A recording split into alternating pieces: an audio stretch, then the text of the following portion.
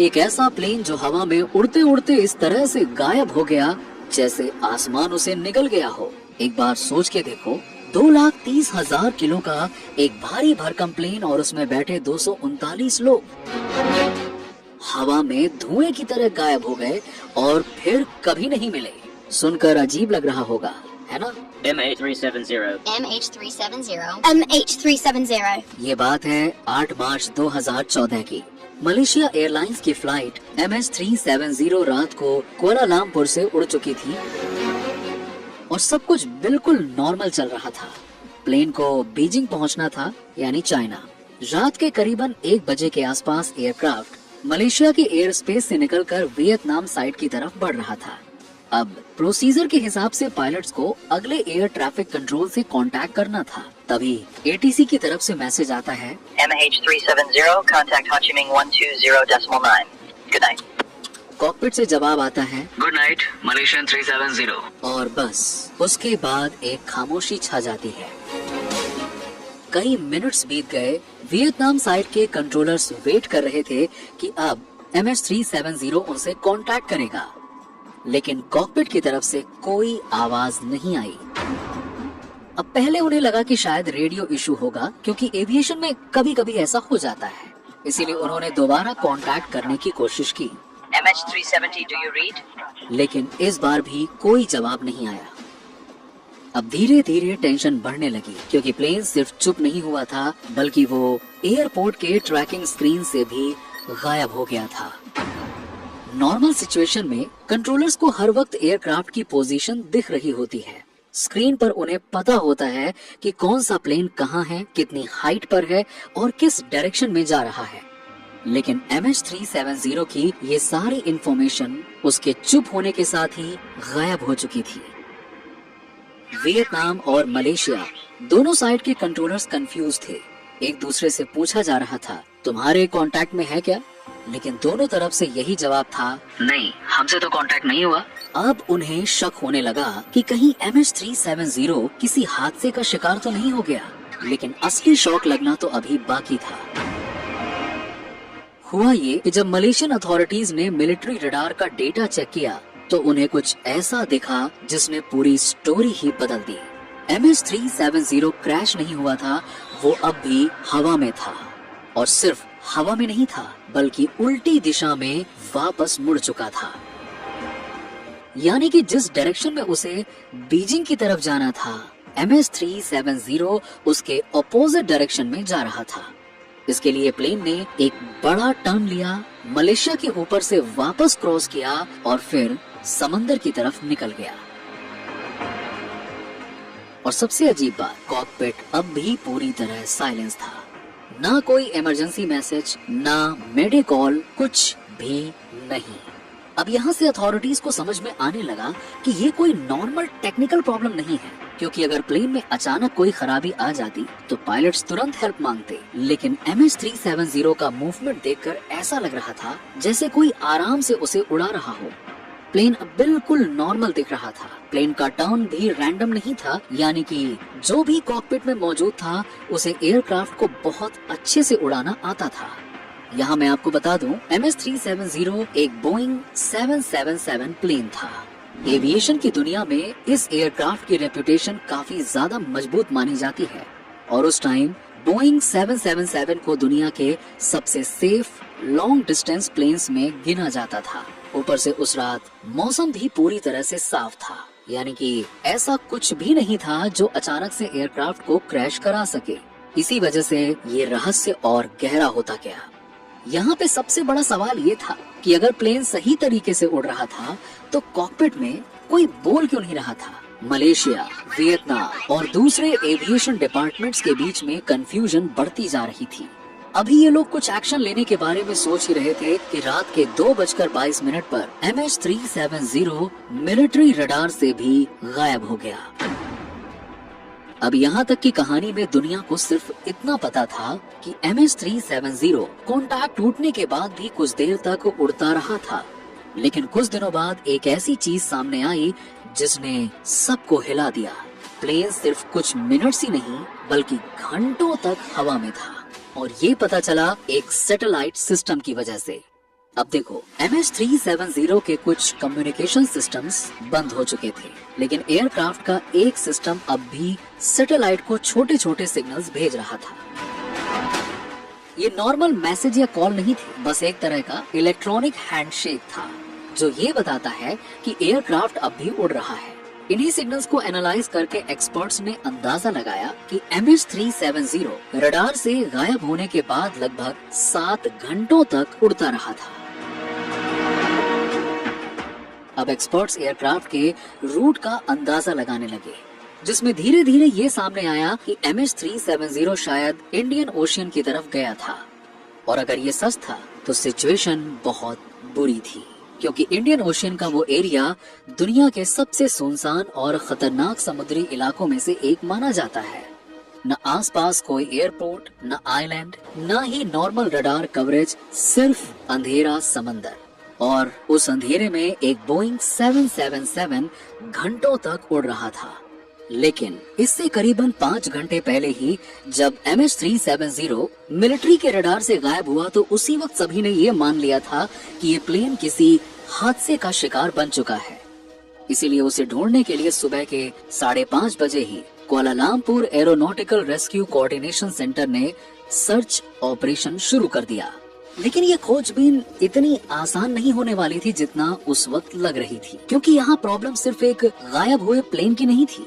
Problem ये थी कि किसी को पता ही नहीं था कि प्लेन को ढूंढना कहाँ है। शुरू के काफी टाइम तक सर्च ऑपरेशन पूरी तरह से गलत डायरेक्शन में चल रहा था, क्योंकि अथॉरिटीज को पहले ये लगा था कि MH370 वियतनाम की तरफ जाते हुए कहीं क्रैश हुआ होगा।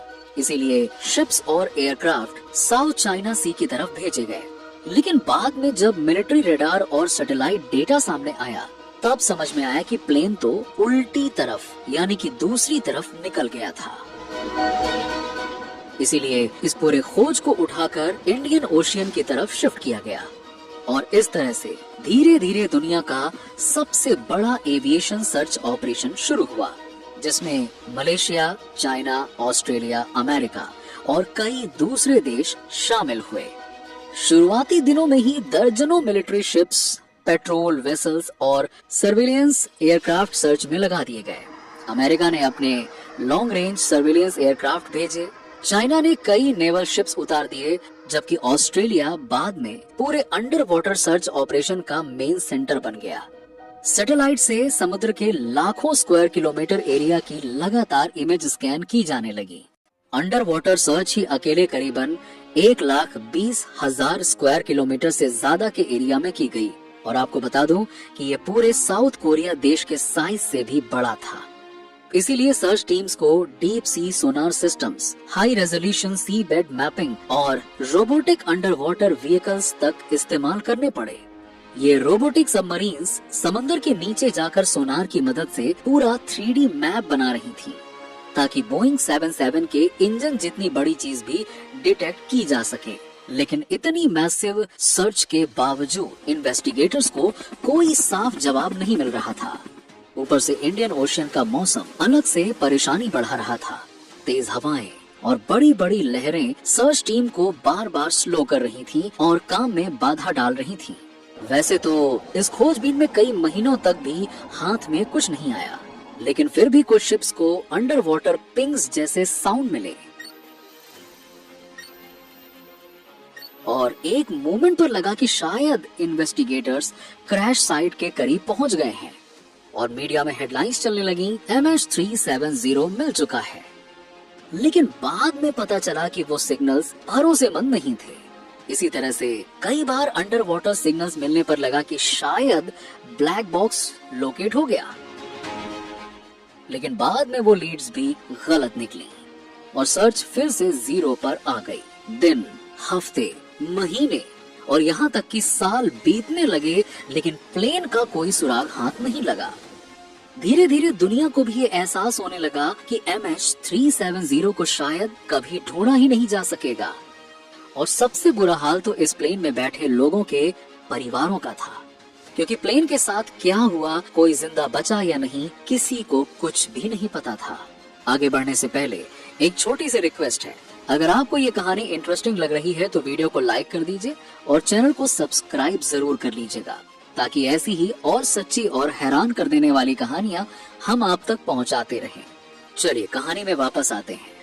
जैसे जैसे समय बीता, इन्वेस्टिगेशन का फोकस धीरे धीरे कॉकपिट की तरफ जाने लगा और सबसे ज्यादा डिस्कशन एक ही इंसान को लेकर हो रही थी, कैप्टन जहारी अहमद शाह। हालांकि वो कोई नौसिखिए पायलट तो नहीं थे, उनके पास 18,000 से ज्यादा फ्लाइंग आवर्स का एक्सपीरियंस था। एविएशन सर्कल्स में उनकी इमेज एक स्किल्ड और ठंडे दिमाग वाले पायलट की मानी जाती थी और बोइंग 777 जैसे एयरक्राफ्ट वो सालों से उड़ा रहे थे।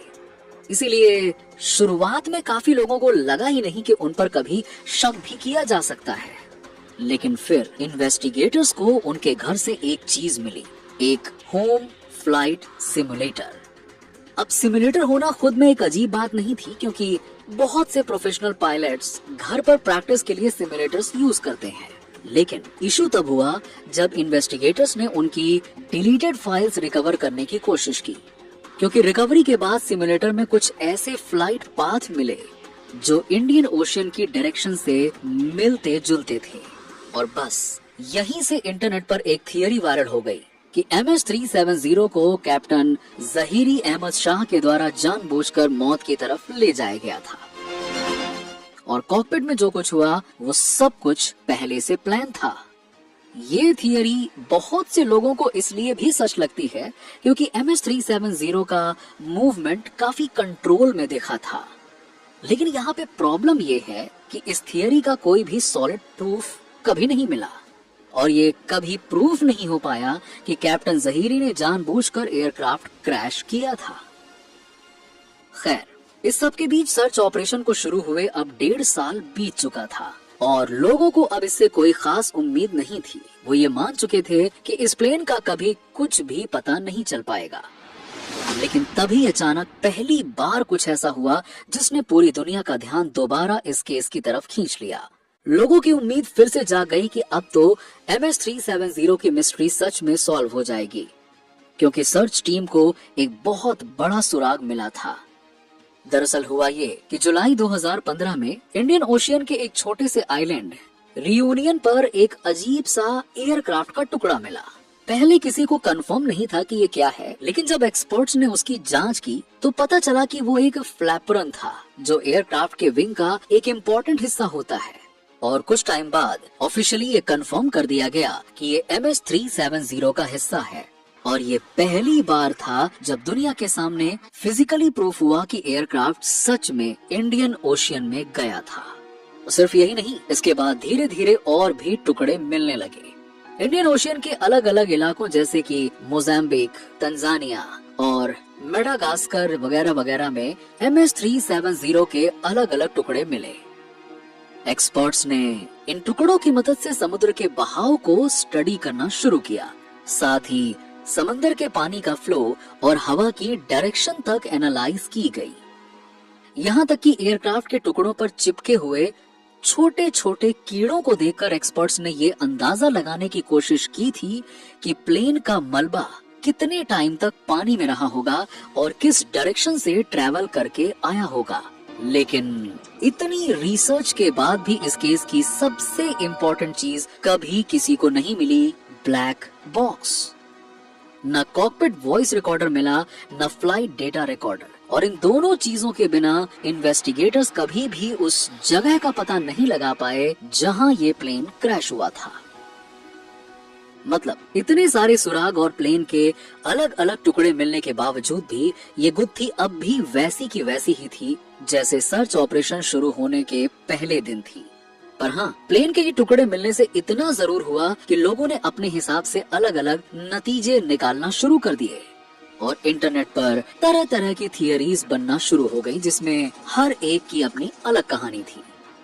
कोई बोल रहा था प्लेन हाईजैक हुआ, लेकिन अगर हाईजैक हुआ था तो कोई डिमांड क्यों नहीं आई।